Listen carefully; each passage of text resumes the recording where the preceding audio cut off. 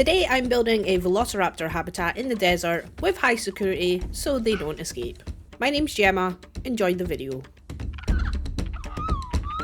So the main focus for this habitat is obviously high security. So I'm building out the fence perimeter at the moment, and we have went custom, as I like to do.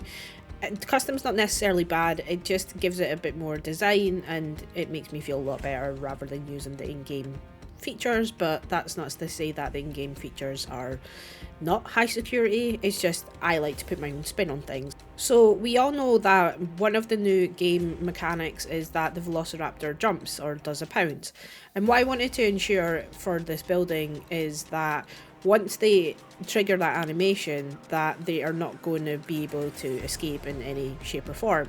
So this might be overkill considering that yes, they do jump quite high, but the Velociraptor is a small dinosaur. So I maybe went a bit overkill with this one, but I really do love it, and I think it just looks really smart, so I'm keeping it in. So I'm struggling here to try and get everything lined up correctly, and what you will see me do time and time again is I'll build one section out and then I'll make sure it looks fine before I'll duplicate it over into the next section, and that's essentially just because it saves a lot of time to make one section look really good, and there we go, we're duplicating it over. Then we're just like fixing the paths again, and then I'll go away and delete it and then put it back in. So there's a lot of that, but honestly it does save so much time. It just makes more sense to get one section done properly. So here I am building a custom path. Now this does get ripped out eventually, because when I initially designed this I thought this is going to look fantastic, but then it only looks fantastic if you're making more of a square boxy habitat, and I obviously go rogue and decide to make it more curved. So again, deleting everything again because I thought, well, that's not going to work on this section, so I'm just lining everything up. And essentially what this habitat barrier is going to be like a high voltage. So I decided to duplicate the part at the top to bring it down to the bottom, and that is essentially if the Velociraptor does go away and jump up, then it's going to hit that before it hits the bit at the top. I think maybe, if I'm going to be completely honest with you guys, I feel like this habitat is probably more designed to a bigger theropod dinosaur rather than the Velociraptor. But honestly, I think that the way it's turned out, and hopefully you guys will agree, it does look actually really good. And I do go back in and change the perimeter of the fence to drop it down a bit. So now I'm just mapping out the size of the habitat. Obviously the Velociraptor is not that big, so it doesn't actually need a lot of space. So now I'm building the hard shelter, and I love the fact that I nearly got the sand colour blended into the sand, but then I thought, let's make this a little bit more designed, so I thought I'd go for some wood here.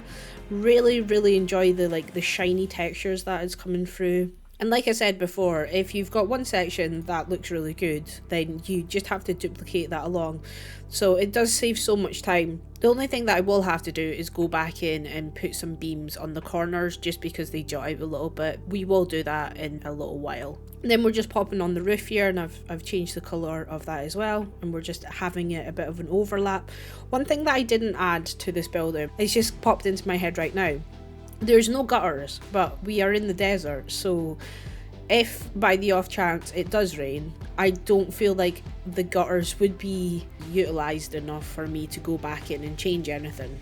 It would make it more realistic, but essentially it's definitely not needed, so scrap that idea. Just something that just popped into my head. I think that's the thing with living in Britain, that it rains miserably all the time. So what I'm used to being surrounded by is all just like forms of weather, and we don't really see the sun that much. So when I'm building in a desert environment, well, yeah, people need shade and people need, you know, sunscreen and water and all this kind of thing. So yeah, something that I'm going to be a bit more conscious with in the future, and just thrown in the back of it, and then that will finish off our hard shelter. One thing I will say about this hard shelter is I do like it. It's very basic, it's very simple. The detail inside it I didn't go mental with it, what I usually do. I kind of threw down some blueprints, and I'll show you that a little bit later on. So now I am taking the back of this building and we are putting essentially a door frame in here. And then we are moving back to the perimeter of the Velociraptor habitat. And I didn't want this to be a square habitat. I wanted it to be a little bit circular, something a little bit different to look at. So you can see here we are lining it all up, and then I'm just duplicating it to save a little bit more time, because you all know how long it takes to build anything in these kind of games. When I was playing about with this, I initially thought about having a bit of a circular habitat, but the more that I played about with it, and you'll see this, I just didn't feel like it fit very well. And I also didn't have any reference pictures that I usually do have a look on Pinterest or on like a zoo website, but it's a little bit more different when you are building for a Velociraptor. You can take inspiration from modern day animals. For example, if you're doing a Smilodon habitat, you might look at lions and tiger enclosures. If you're doing a Coelodonta, you might look at rhino habitat, so on and so forth. But when it comes to Velociraptor, can you honestly think of an animal which is as small as a Velociraptor? Obviously, they're about the same size as a turkey, but it's also a carnivore. It pounces, it jumps, and it needs, high security. In modern day zoos, I honestly can't think of anything that would equivalent to a modern animal that you could look up a reference photo and say, hey, that looks like what they would need. And that's the kind of beautiful thing about Prehistoric Kingdom, is we don't know how big these enclosures would need to be, how much security they honestly do need. Although the game that does kind of help you out in that sense, it doesn't have to be realistic, and I think that's the beautiful thing about this game. So now I am adding in some rocks, because rocks are life and rocks make everything look absolutely beautiful, and it hides a world of sins. And essentially it's because I wanted to break up having this really high security fence, and I just wanted something to feel a little bit more natural. My only issue with this is, with the new game mechanics, the Velociraptor, in fact any of the animals in Prehistoric Kingdom now, do like to traverse on the rocks, which is fantastic to see, but we don't have an indication as to where they can climb, where they will escape. So hopefully that is something that's going to be added to the game within the future. But they do like to scale up the rocks. I've not had any of them, touch wood, escape so far, so hopefully that it's okay. I was tempted to put in the high security fence along the back there, just to kind of close it off a little bit. Something I really was humming and hawing about, but I've just moved on now to placing even more rocks in. So this bit here is just like a little archway. I just wanted there to be a bit of a centerpiece towards the habitat. Also, the rock there would form as a natural hard shelter. If they didn't want to be inside for whatever reason, obviously enjoying the desert sunshine, but then they felt a little bit too hot, then they do have that shaded area, which is obviously a lot more natural for them. And then I'm just putting in the putting in the desert foliage. And I actually really love putting in the foliage, especially with the stretch tool, that a tree is not a tree, my friend. You can stretch that tree out, so it's a big tree, little tree, cardboard box tree. That's a bit of a reference back to a dance in the UK, which will make absolute no sense to you. And then we're going in with the terrain here. So I really struggled with the intensity of the paintbrush tool. It's something that I love to do. I basically try and figure out where would have, more shade in this habitat. So we went in for more rock, more dirt, places that would have a bit more foot traffic. Just trying to level all that stuff out, and then just go back in and add in more foliage. And then I had to put in the Velociraptors. So we have selected a bunch of them here, and we're just lining them up, and I really love this animation. Here they go, and it was almost like in slow motion, and this section here just really made me think of the Matrix. And what I wanted to do is, whilst they were that high up in the air, I wanted to take one of the Velociraptors, and then make sure that it was going to be secure enough for this habitat. So you'll see that I am now moving the habitat down a bit because, as I said at the start of this video, I feel like it was more tailored towards a larger theropod rather than the Velociraptor. So here I am moving our little Velociraptor over to the side there, making sure that if they were to jump, pounce this high, then would they be getting a very heavy electric shock against that barrier there. So we are exactly 10 minutes into the video, and if you have found this video useful in any way, or you just want to drop a like, I would really appreciate it. Basically what that does is sends a signal to YouTube that says, hey, this video was actually pretty good, and it'll feed it out to more people so they can enjoy this content as well. And I would just honestly really appreciate it. So if you could do that, that would be absolutely amazing.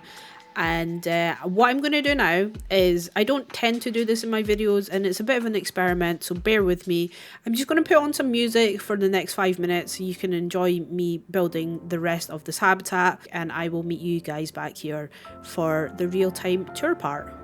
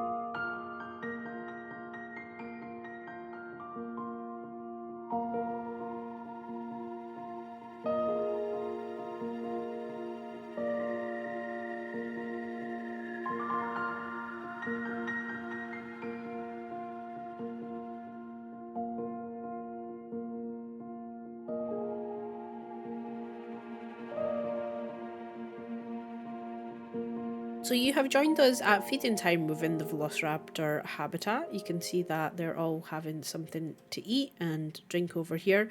The one thing that I have not added in this enclosure, which we will add in just now, is we didn't put in the dung beetles. And essentially what that's going to do is it will clean the habitat. So if we go down to animal care, and then here we've got the dung beetle nest. And it's got a bit of a radius on it. So we just want to make sure that we'll put this so it's overlapping and it'll make our habitat nice and clean. Probably need to put in 4. Do you know what? That bit there is absolutely tiny. I think we could probably get away with 3. And that means our little dung beetle will come in and make sure the habitat is nice and clean, and they don't get diseased and all that stuff, which I assume is what's going to happen in the future for the game. But yeah, this is our habitat. We've got this really shiny looking water trough, and if you know me, you know that I've been pining after these water troughs for a very long time. So I'm very happy to see that they are in game. Where is our Velociraptors? Yes, I think we've got 5 or 6 in here. They are just such beautiful animals. They have made such a great job on the animation of them. Yeah, I think the other ones are still actually eating. So let me take you on a bit of a tour of the parts that you didn't see. So I'll just take you outside because we do have these really beautiful shades, which was inspired by a holiday that I was recently on. And I thought we would add them in as well. So this is basically to protect the screens of the boards, and also if the guests are feeling a little bit too hot, then you can come under here and get a little bit more shade. There's 3 of these. There's 2 of them that will protect the screens, and then there is another one around here. I just threw that in for the sake of throwing it in, to be honest. And then over this section, this will take you to the backstage area. Should probably put in a gate in here just to make it a bit more secure. And I was lazy. I'm not going to lie to you guys. I was really lazy when it came to decorating this section. I do love the height variation of it all. I think that's really nice. Probably a bit of a nightmare to get a truck down here, realistically. But this is more of a staff area. So we've got some general waste as well. And then we go through here. This is where the Velociraptor can come and have a little snooze and get away from the guests' eyes. But yeah, here's our Velociraptor, which is such a beautiful skin. I could honestly watch these guys over and over again, and I have tried to get a different variations as well by putting quite a lot of them down, and I think this one so far is probably my favourite one. We've got another one just sneaking in there. But at the back here, I was lazy and I have put in, oh, this doesn't even match up to the wall. That's because I had a bit of an issue with the terrain that was like popping through. So I had a big like terrain bit here that I had to move the whole entire building just to like get that put into place. So I just put in some pallet trucks. Again, extremely lazy with this one. Even the door, I was lazy. Ah, how the mighty have fallen. But yeah, Velociraptors are in. They are looking really good. And their habitat, as I said, high security. I mean, this bit would be a bit of a nightmare for them because if you come up here, you're going to get like a really nasty shock. And I think that's just because the more that I've played about with this habitat, the terrain has been altered. But honestly, I feel like it's a really nice habitat. The guests would really enjoy it as well. And the Velociraptor are happy, and that is the main thing. Oh my gosh, wait a second. How the heck did you get up there? Oh my gosh, how did you get up there, you little cheeky thing? Look at that like side eye it's giving me. It's like, yep, I'm on the roof. I'm just enjoying the shade. So, with that being said, I mean, could it jump up onto this section? Look at it having a snooze. That's amazing. That's incredible. Wow. Literally have no idea how that is managed to get up onto the roof. I don't know if it's maybe just jumped or something, but oh, actually, is he about to come down? Because hopefully I'll be able to figure out, you going to go up onto that part of the roof? Or can you not get down now? Where are you going, my friend? Can they climb up trees? That's another thing that we're going to have to investigate. I think he's stuck. I don't think you know how to get down.